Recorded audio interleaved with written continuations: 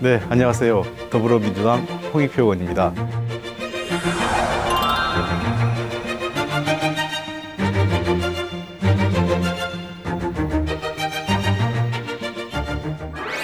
저는 지역구가 서울의 중구, 성동구, 갑을 지역구로 하고 있습니다. 이번에 세 번째 국회의원이 됐는데요. 21대에서는 기획재정위원회에서 일을 하게 될 것 같습니다.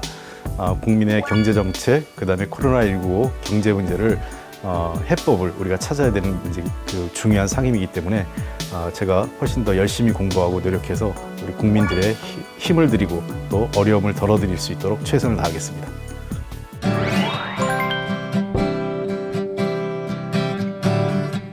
약속, 책임, 그리고 관용 이렇게 말씀드리고 싶습니다. 자본주의 시장 경제뿐만 아니라 모든 인간 사회에서 가장 중요한 것은 그 사람이 누군가로부터 신뢰받고 있느냐, 신용을 인정받느냐라고 생각을 하는데요.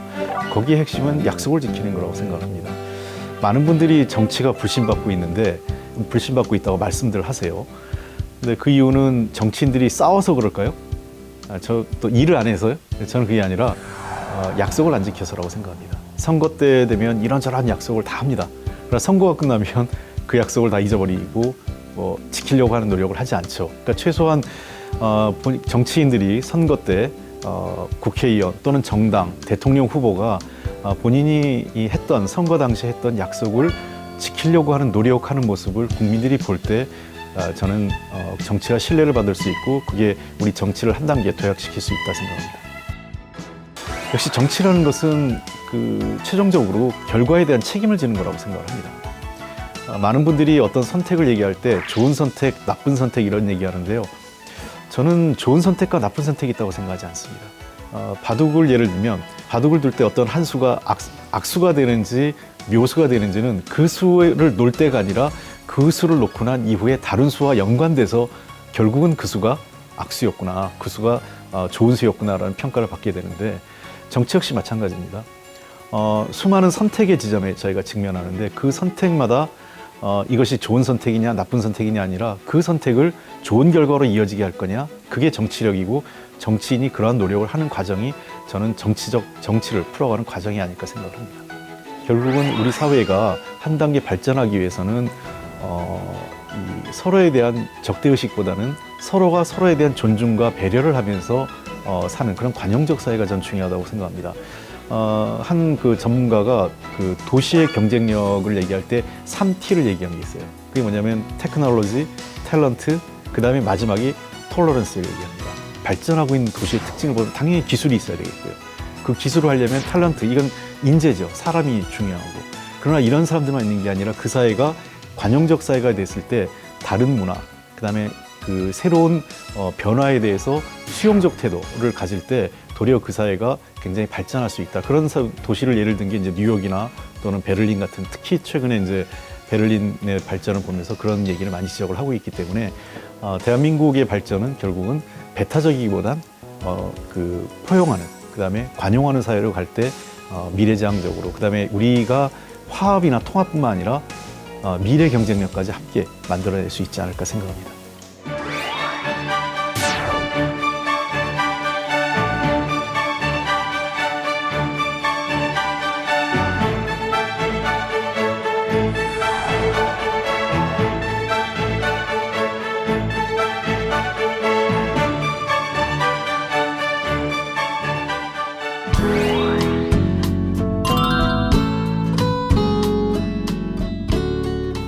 사회적 약자를 대변하는 것, 그리고 그 사회의 과거와 현재를 바탕으로 미래를 열어가는. 그래서 제가 한 영화를 하나 봤던 기억이 나는데, 저는 정치인을, 미국 사람들은 로메이커란 말을 굉장히 많이 쓰더라고요. 법을 만드는 사람이라고 하는데, 저는 그때 영화가 패스파인더라는 영화가 있었어요. 그러니까 이제 인디언 같은 경우에는 계절에 따라서 이동을 하는데 위험한 길을 갈 때 그 길잡이 역할을 하는 사람. 저는 정치인들, 우리 사회의 정치인들이라는 것은 결국은 일정하게 미래 또 불확실성으로 나가는 데 있어서 길잡이 역할을 하는 사람이 아닐까 생각을 합니다. 사회적 양극화가 정치적 양극화를 초래했다고 생각합니다. 결국은 사회적 양극화, 지난 1970년대 중후반부터 마가렛 대처나 레이건 대통령 이후에 소위 신자유주의가 계속 확대되면서 양극화가 심화됐고, 그 양극화의 심화는 필연적으로 정치의 양극화를 가져올 수밖에 없었습니다. 저는 그래서 정치인들한테 이 책임을 고스란히 묻는 게 아니라, 정치인들이 싸우지 않고 뭔가 협치하고 정쟁을 덜 하려면 우리 사회의 사회적 양극화를 해소하지 않는 한, 그리고 이 사회적 양극화를 해소하고자 하는 사회적 합의가 만들어지지 않는 한 정치에서도 이 정쟁이 쉽게 사라지긴 어렵다고 생각합니다.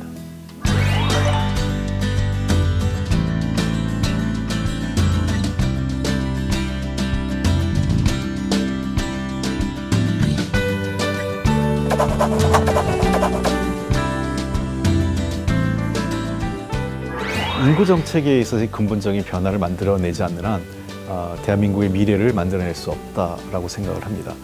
인구 정책에 돈도 많이 썼고 많은 정책도 했지만, 이 문제를 인구 정책으로 독립시켜서 보는 게 아니라, 인구 문제는 사회 정책의 결합, 어떤 결과물로서 인구 정책이 만들어져야 된다고 생각을 합니다. 지금 교육 문제, 취업 문제, 그다음에 복지 문제, 일자리 문제, 이런 여러 가지 것들이 함께 맞물려지지 않는다면 저출산율을 극복할 수 없다고 생각을 하고, 또 지금의 고령 사회를 우리가 대비할 수 없다고 볼 수 있기 때문에, 저는 인구 문제를 모든 정책의 최우선적 과제로 삼아야 되고, 경제 정책이든 사회 정책이든 인구와 관련된 문제를 풀어갈 수 있는 쪽으로 이 정책을 대비해야 되는 게, 그리고 실제로 인구 정책은 지금 대비해도 효과는 빨라야 20년이 걸리기 때문에요. 우리로서는 지금에도 많이 늦었다, 이런 생각을 갖고 있습니다. 지금도 한국은 탄소 배출에 있어서 어느 나라보다도 많은 양을 배출하고 있기 때문에, 근본적인 산업 정책과 에너지 정책의 전환이 있지 않는다면 해결하기 어렵다고 생각을 합니다. 독일을 비롯해서 유럽의 국가들이 빠르게 재생에너지 쪽으로 무게중심이 올라가고 있고, 새로운 일자리도 이러한 새로운 분야, 즉 에너지 정책과 관련된 재생에너지 분야에서 많은 일자리가 창출되고 있기 때문에, 예를 들면 산업계에 미치는 충격, 또 이 비용에 대한 부담, 두려움, 이것 때문에 에너지 전환 정책에 대해서 주저한다면 더욱더 우리는 경쟁력에서 그런 유럽 국가들이나 다른 국가들이 뒤떨어질 거라고 생각을 하기 때문에, 지금도 저는 많이 늦었다고 생각합니다. 에너지 전환 정책을 굉장히 도전적이고 적극적으로 추진해야 되지 않을까 생각을 합니다.